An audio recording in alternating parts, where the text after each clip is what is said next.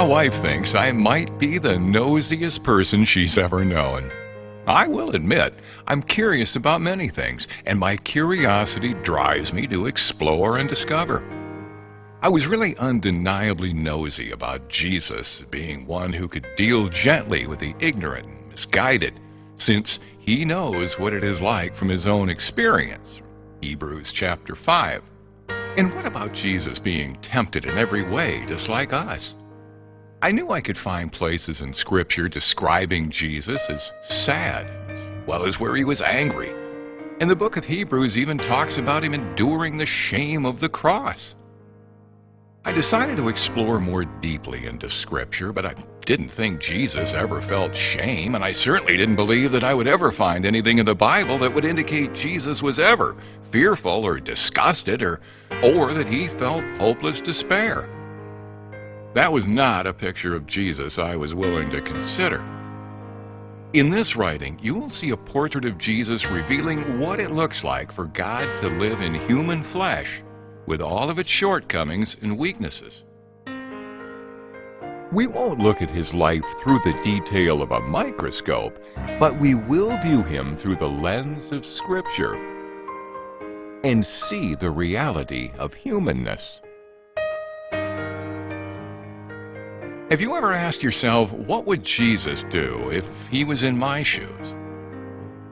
Well, come along with me as we probe into Scripture in order to discover how Jesus handled the emotionally charged events of life. You may be surprised at what you discover.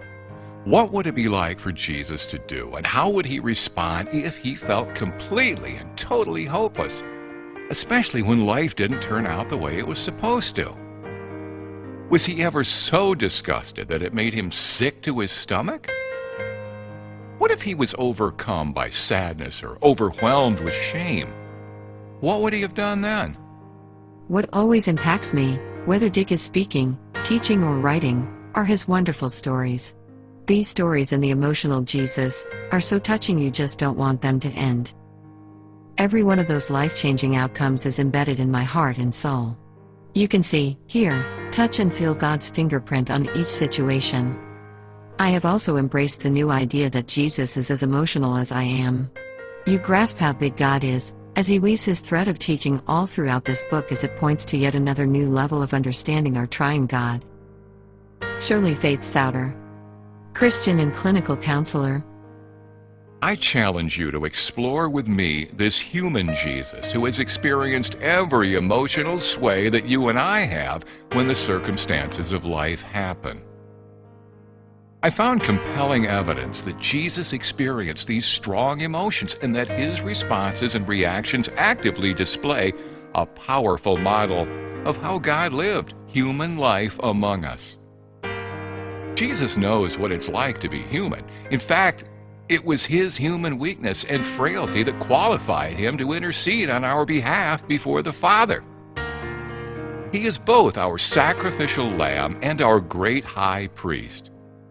In the emotional Jesus, the one who was wounded for us comes forth, not as a superhuman figure, but as a true human with all the sensitivities and feelings that we experience. Jesus is more personal when we allow him to be what he is, a man full of passions and angst. He is torn with sorrow, fear, and anger. He also thrills with compassion, joy, and peace. He experiences the complete gamut of passions and perceptions.